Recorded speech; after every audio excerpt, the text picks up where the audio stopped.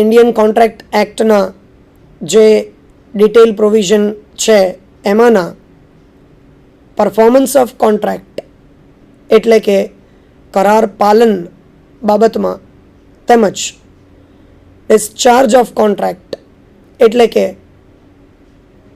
કરારની જવાબદારીમાંથી બંને પક્ષકારો કઈ રીતે મુક્ત થઈ શકે છે એ બાબતની વિગતવાર ચર્ચા કરવા માટે આપ સૌ અહીંયા ભેગા થયા છો.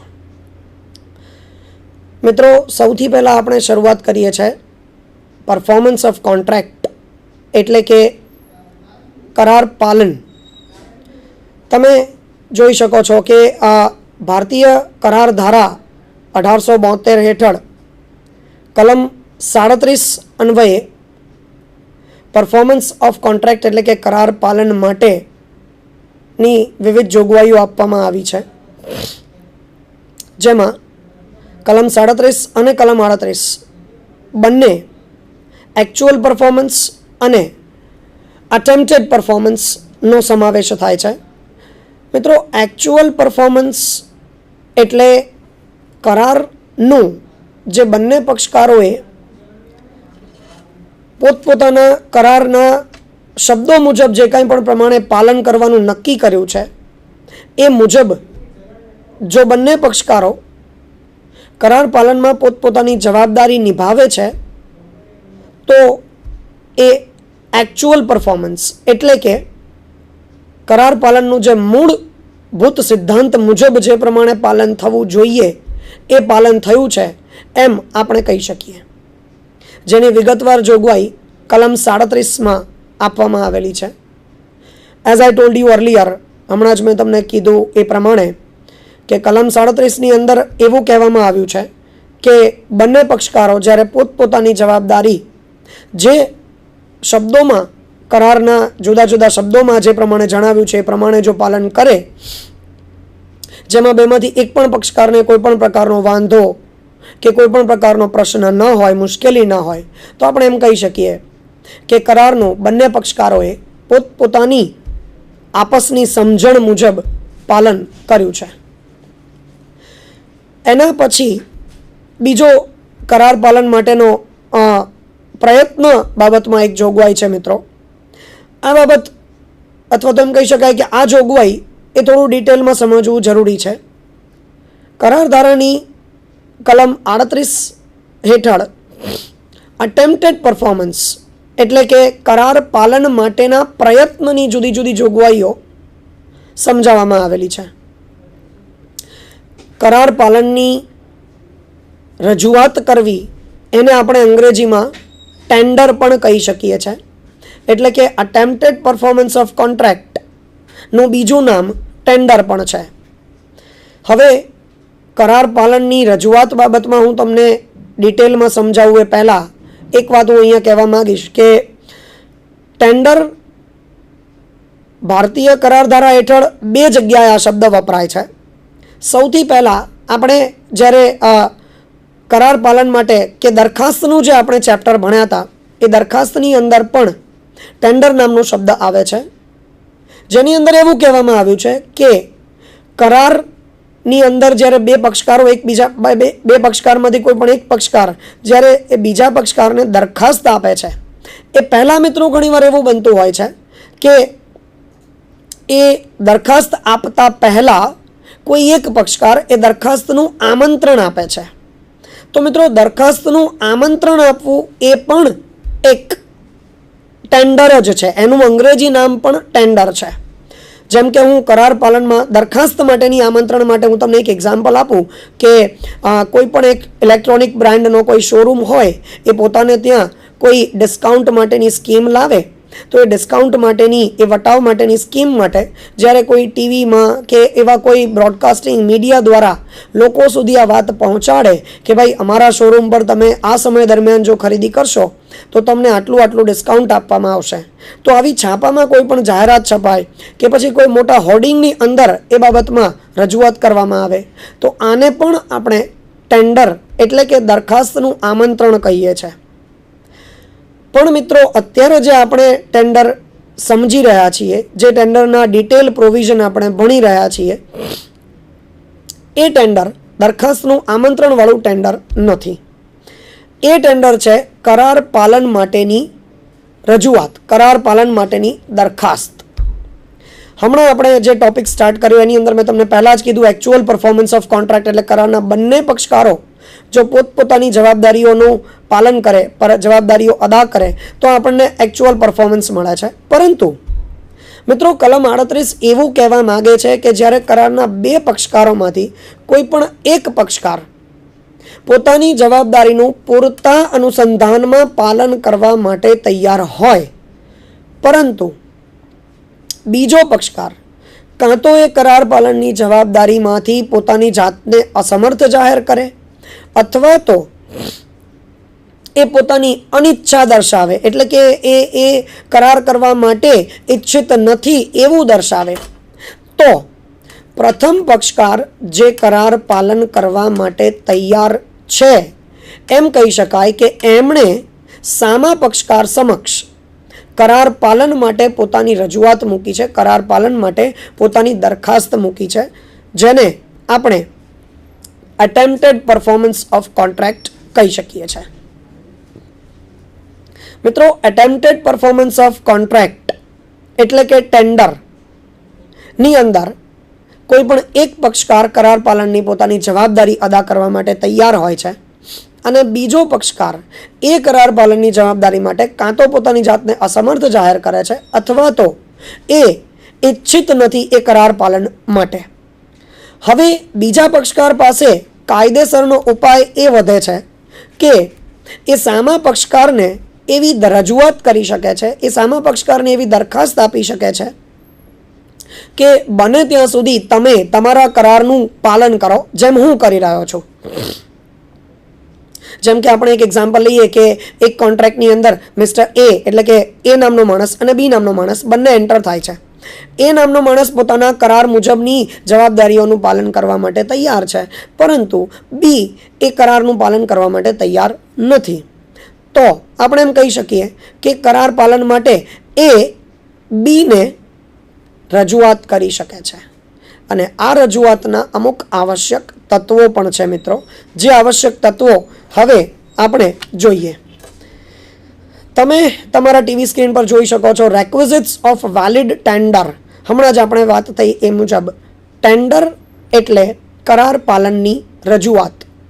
એક પક્ષકાર બીજા પક્ષકારને કરાર પાલનની રજૂઆત જ્યારે કરે ત્યારે તમારા ટીવી સ્ક્રીન ઉપર અત્યારે જેટલા રેક્વિઝિટ્સ એટલે કે આવશ્યક તત્વો દેખાય છે એ બધા જ આવશ્યક તત્વો એ રજૂઆત અંદર, એ રજૂઆત હેઠળની એ બધા તત્વોની હાજરી હોવી એ ખૂબ જ જરૂરી છે મિત્રો. આ આવશ્યક તત્વોમાંથી એક પણ આવશ્યક તત્વ જો આપેલી રજૂઆતમાં હાજર નહીં હોય તો એ વેલિડ ટેન્ડર એટલે કે કાયદેસરનું દરખાસ્ત પાલન કહેવાશે નહીં. વન બાય વન આપણે એનું ડિસ્કશન કરીએ તો સૌથી પહેલું છે ઇટ મસ્ટ બી અનકન્ડિશનલ, એટલે કે કરાર પાલનની જે રજૂઆત છે મિત્રો એ બિનશરતી હોવી જોઈએ.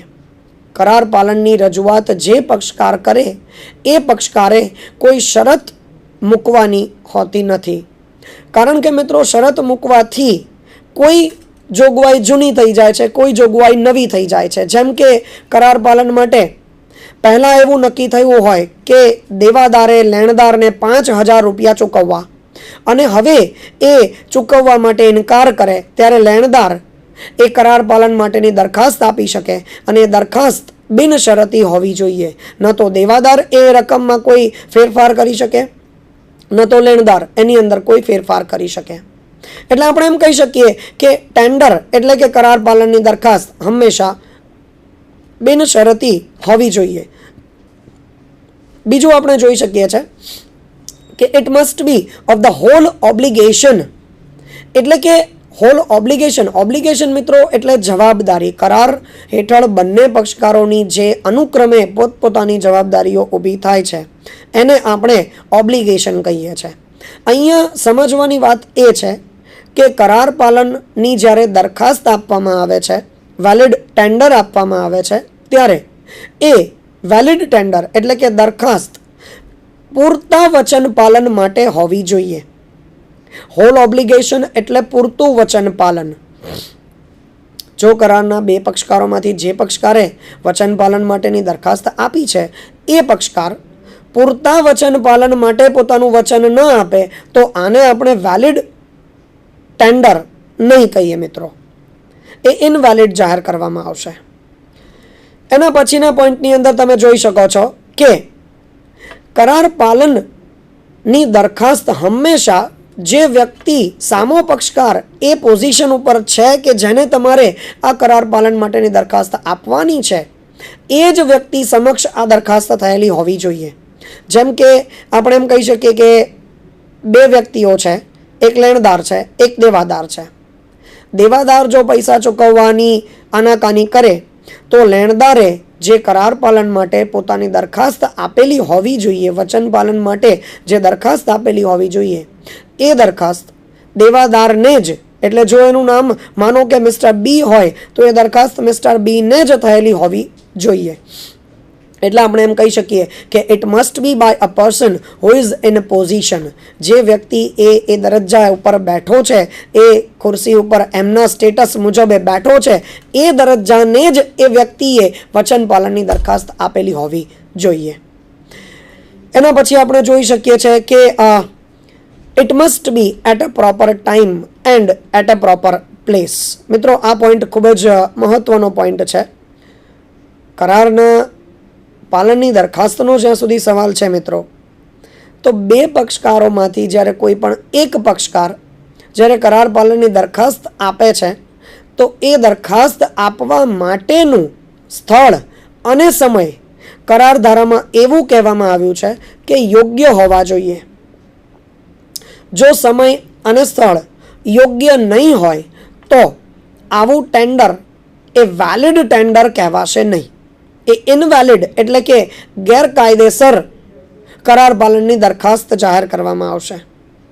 મિત્રો યોગ્ય સમય અને યોગ્ય સ્થળનો જ્યાં સુધી સવાલ છે તો હું આપને એક વાત એક્ઝામ્પલ દ્વારા સમજાવવા માંગીશ કે માનો લેણદાર અને દેવાદાર, આ બંને વ્યક્તિઓમાં દેવાદારે 5,000 રૂપિયા લેણદારને આપવાના છે અને દેવાદાર એ બાબતની કોઈ પણ આનાકાની કરે છે તો લેણદાર એને વચન પાલન માટેની દરખાસ્ત આપી શકે છે. આ દરખાસ્ત યોગ્ય સમયે એટલે કે એ જે ધંધાની રૂઢિ મુજબના જે કલાકો આવે છે, જેમ કે આપણે નોર્મલી એવું કહી શકીએ કે સવારના 8 થી રાતના 9 વાગ્યા સુધીનો સમય એ આપણા બિઝનેસ આર્સ છે. એટલે કે આપણા ધંધાની વેપાર મુજબની જે રૂઢિઓ છે એ આપણે આ સમય દરમિયાન કેરી ઓન કરીએ છીએ. તો લેણદારે પણ દેવાદારને આવા જ કોઈ સમય દરમિયાન પોતાની દરખાસ્ત આપેલી હોવી જોઈએ અને દેવાદારે પણ આવા જ કોઈ સમય દરમિયાન એ દરખાસ્તનો સ્વીકાર કરેલો હોવો જોઈએ. બીજું મિત્રો કે યોગ્ય સ્થળ હોવું જોઈએ. જેમ કે રવિવારે સાંજે કોઈ મલ્ટીપ્લેક્સની અંદર મૂવી જોવા માટે, પિક્ચર ફિલ્મ જોવા માટે લેણદાર અને દેવાદાર બંને એકઠા થાય તો એ જગ્યા એ દેવું વસૂલ કરવા માટે કે દેવાની ચૂકવણી માટે યોગ્ય સ્થળ ન કહી શકાય. વેપારની રૂઢિ મુજબ તમારું જે પ્રિમાઇસીસ, તમારું જે ક્ષેત્રફળ જેની અંદર જે ઓફિસમાં તમે બેસો છો એ ઓફિસને જ આપણે યોગ્ય સ્થળ, જે તે દેવાની ચૂકવણી માટે યોગ્ય સ્થળ ગણી શકાય. એટલે વેલિડ ટેન્ડર માટે સમજવાની વાત એ છે મિત્રો કે યોગ્ય સમય અને યોગ્ય સ્થળે જો આવી દરખાસ્ત નહીં આપવામાં આવે તો એ વેલિડ ટેન્ડર કહેવાશે નહીં. એના પછીનો પોઈન્ટ મિત્રો જે છે એમાં એવું કહેવા માગે છે કે વેલિડ ટેન્ડર એ યોગ્ય વ્યક્તિને સંબોધીને તો થયેલી જ હોવી જોઈએ, પણ આવી દરખાસ્ત એ યોગ્ય વ્યક્તિ દ્વારા જ અપાયેલી હોવી જોઈએ. ફોર એક્ઝામ્પલ, હું પોતે જો લેણદાર છું અને મારે દેવાદારને કોઈ આવું વચન આપવાનું છે તો એ વચન મારા થકી જ અપાયેલું હોવું જોઈએ.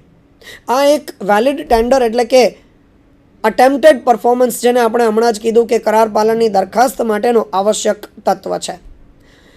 જો આવી દરખાસ્ત એ યોગ્ય વ્યક્તિ દ્વારા નહીં અપાઈ હોય તો અપાયેલી દરખાસ્ત વેલિડ ટેન્ડર કહેવાશે નહીં. અને છેલ્લો પોઈન્ટ છે મિત્રો કે ટેન્ડર જ્યારે આપવામાં આવે છે એટલે કે વચન પાલનની દરખાસ્ત જ્યારે આપવામાં આવે છે, આ વચન પાલનની દરખાસ્ત મિત્રો જો સંયુક્ત વચન લેનારાઓ દ્વારા સંયુક્ત વચન આપનારાઓ દ્વારા આપવામાં આવે તો જે વચન અપાયું છે એ જ વ્યક્તિને સંબોધીને થયું છે એમ આપણે માનીશું. સંયુક્ત વચન લેનારાઓમાંથી કોઈ પણ એકને થયેલું વચન એ આપણે એમ સમજીશું કે બધાને એ વચનનું પાલન થઈ ગયું છે. જેમ કે હું અત્યારે તમને એક એક્ઝામ્પલ આપું. એક પાર્ટનરશિપ ફર્મ હોય જેના 4 ભાગીદારો હોય ABCD. એમાંથી મારે પેઢીને જો 50,000 રૂપિયા આપવાના થતા હોય અને હું જ્યારે પૈસા ચૂકવવા માટે જાઉં ત્યારે એમાંના 4માંથી કોઈ પણ એક ભાગીદાર એટલે કે D નામનો માણસ ફોર એક્ઝામ્પલ જો હાજર હોય અને હું એ પૈસા એમને ચૂકવું તો મારું પૂરતું દેવું ચૂકવાઈ ગયું છે એમ સમજી શકાશે. એટલે કે પાછળથી A, B અને C આમાંથી કોઈ પણ એક પણ વ્યક્તિ એવું નહીં કહી શકે કે ભાઈ અમારું પેમેન્ટ પેઢી તરફનું બાકી છે. એટલે આપણે અંગ્રેજીમાં એમ કહી શકીએ કે જ્યારે પાર્ટનરશિપનો સવાલ છે તો payment to one is payment to all. એટલે કે કોઈ પણ એક ભાગીદારને અપાયેલું પેમેન્ટ એ બીજા બધા જ ભાગીદારોને અપાયું છે એમ માની લેવામાં આવશે. એવી જ રીતે અહીંયા પણ ટેન્ડરના પોઈન્ટમાં પણ મિત્રો tender to one is tender to all. જો સંયુક્ત વચન લેનારાઓ છે તો એમાંથી તમે કોઈ પણ એક વચન લેનારને દરખાસ્ત આપી છે તો એ બધાને આપી છે એમ સમજી લેવામાં આવશે મિત્રો. તો આ હતા આપણા વેલિડ ટેન્ડર માટેના રેક્વિઝિટ્સ. મિત્રો રેક્વિઝિટ્સ મેં તમને કીધું એ જ પ્રમાણે આવશ્યક તત્વો. આ આવશ્યક તત્વો જે અત્યારે આપણે ડિસ્કસ કર્યા એમાંથી એક પણ આવશ્યક તત્વની જો ગેરહાજરી હશે તો એ વેલિડ